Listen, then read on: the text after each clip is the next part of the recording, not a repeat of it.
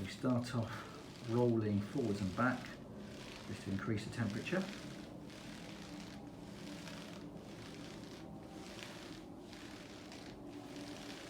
So rotating the foot to cover all of the calf.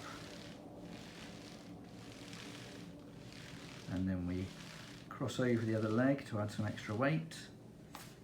And then if we find any tight points, we just push down a little to increase the pressure. And hold that for 30 seconds.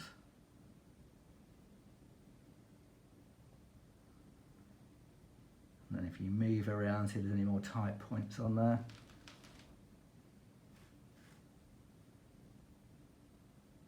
And again, hold for 30.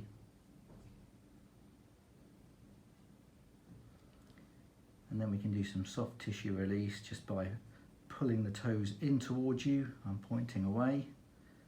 That's it. Pull, push.